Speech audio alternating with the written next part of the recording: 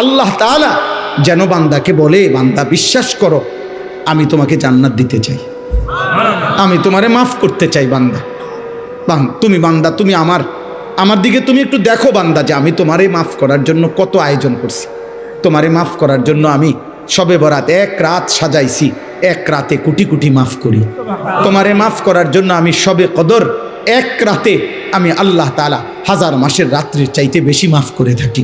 তোমারে আমি আল্লাহ মাফ করার জন্য এত বড় শ্রেষ্ঠতম রমজান মাস দিয়েছি, যার মিনিট মিনিট সেকেন্ড সেকেন্ড হীরা মণি মুক্তা মানিকের মতো আমি আল্লাহ সেজদা দিবা একটা, আমার ফেরেশতা লিখবে 70টা। আমি আল্লাহ রহমত দিয়া সাজাইছি, মাগফিরাত দিয়া সাজাইছি, জাহান্নাম থেকে নাজাত দিয়া সাজাইছি।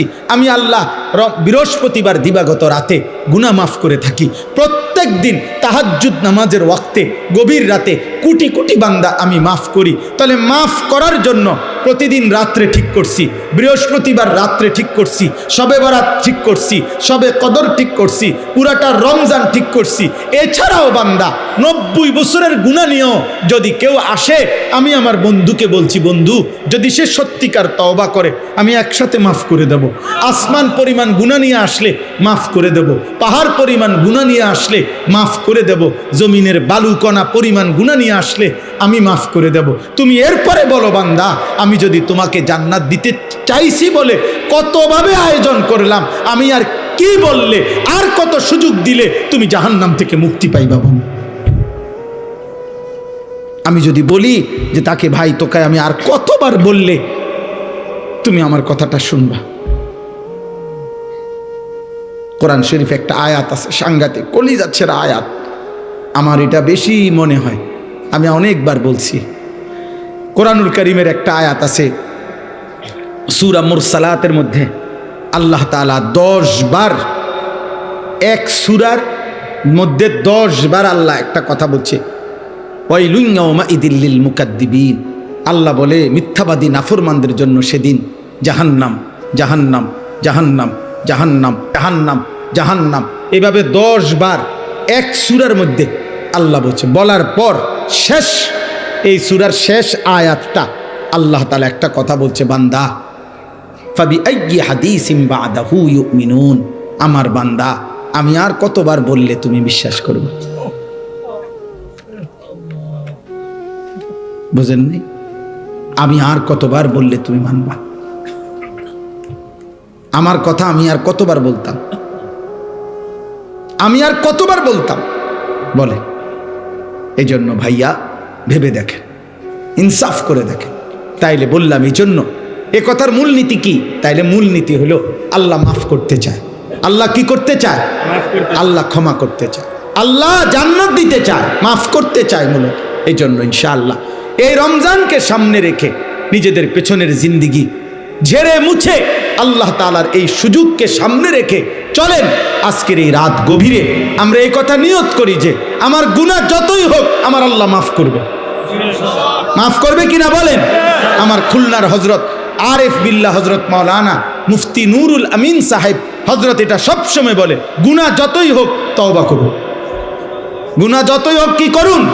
তওবা। এজন্য কিশোর ভাই, যুবক ভাই, ব্যবসায়ী ভাই, বাবা, চাচা, পর্দার আড়ালের মা বোন, প্রত্যেককে বলি ভাইয়া, প্রত্যেকটা ইমানদার চলেন আমরা আরেকবার ঘুরে দাঁড়াই আর মনে মনে এটা ভাবি যে ইনশাআল্লাহ আল্লাহ আমারে মাফ করবে।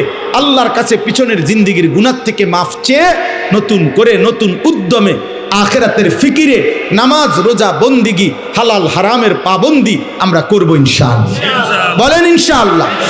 কিশোর ভাই, যুবক ভাই, তোমাদের 30 বছরের নিচে যাদের বয়স, তোমরা একটু হাত উঠাও, হাত উঠাও। মাশাআল্লাহ, আল্লাহ তোমাদেরকে কবুল করেন। হাত নামো। তোমাদের কাছে আমার 2টা ওসিয়ত, আমার কলিজার 2টা আবেগ। একটা হলো তুমি সর্বোচ্চ, তুমি শক্ত সামর্থ্য যুবক, তোমার রোগ ব্যাধি কম, তুমি সুস্থ সবল, তুমি হিম্মত করে অ্যালার্ম দিয়া পারো, যেমনে পারো তুমি ফজরের নামাজ পড়ো। আমি আবদার করলাম, আব্বা তোমারে বললাম আমি, তোমরা যদি নিয়ত করতে পারো, আলহামদুলিল্লাহ সারা বাংলাদেশে আলহামদুলিল্লাহ আমরা আজকে জানছি যে ইউরোপে পর্যন্ত বাংলা ভাষাভাষী মুসলমান এবং বাংলাদেশে ব্যাপকভাবে সর্বত্র কিশোর যুবক ছেলেরা আলহামদুলিল্লাহ ফজরের নামাজে মুসল্লি বৃদ্ধির জন্য ফজর ক্যাম্পেইন, ফজরের প্রচারণা আলহামদুলিল্লাহ ব্যাপকভাবে কাজ করছে।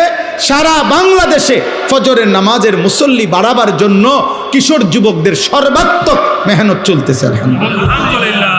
আলহামদুলিল্লাহ। একেবারে আমেরিকার একটি প্রদেশ আছে মিশিগান, ওইখান থেকে যুবক, বাংলা ভাষী যুবক জানাইছে, হুজুর আমরা ওইখানেও ফজরের ক্যাম্পেইনের কাজ করছি। আলহামদুলিল্লাহ আলহামদুলিল্লাহ আলহামদুলিল্লাহ। 24 ঘন্টায় আসলে জীবনটা খামখেয়ালি। কখনোই আমি কিছু বুঝি না, আমার নিজের আখিরাত পরকাল এটা ঠিক না। কোরআনুল কারীমের মধ্যে আল্লাহ তাআলা বলছেন, ইয়ালামুনা যাহিরাম মিনাল হায়াতিদ দুনিয়া ওয়া হুম আনিল আখিরাতি হুম গাফিলুন। আল্লাহ তাআলা বলেন, হায় আমার বান্দারা, প্রতিনিয়ত তোমরা দুনিয়ার জীবনের বাহ্যিক দিক সবই তো বুঝতেছ, অথচ সেই তোমরাই আখিরাতের ব্যাপারে গাফিল হয়ে আছো। তুমি বুঝো না কি? তুমি তো দুনিয়া সবই বুঝতেছ, ভাত মাছ চাল ডাল, আয় রোজগার, উপার্জন, হাসি কান্না, আনন্দ বেদনা, আবেগ অনুভূতি সবই তো বুঝো, অথচ আখিরাতের ব্যাপারে গাফিল হয়ে আছো। অথচ তোমার তো এটা ভাবা উচিত, দুনিয়াও আমার আখিরাতও আমার। এজন্য আল্লাহ তাআলা এটা আমাদেরকে বলছে যে বান্দা ঠিক আছে, দুনিয়া করো, তুমি মানা তো নাই, দুনিয়া তো আমিই দিছি। আয় উপার্জন, রোজগার, বাজার, ব্যবসা, চাকরি, ইনকাম, শরীর, স্বাস্থ্য, জীবন, যৌবন, সুস্থতা, সম্পদ, অর্থ, বিত্ত, আসমান জমিন তো আমারই দেওয়া, এই তো আমারই। হুয়াল্লাযী খালাকা লাকুম মা ফিল আরদি জামিআ।